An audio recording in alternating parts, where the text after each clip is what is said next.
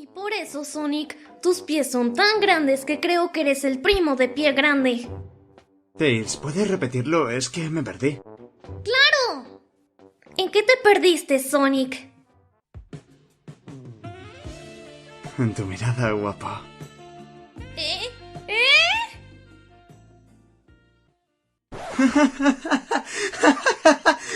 Mira tu cara. Ay, eso es por llamar mi pie grande.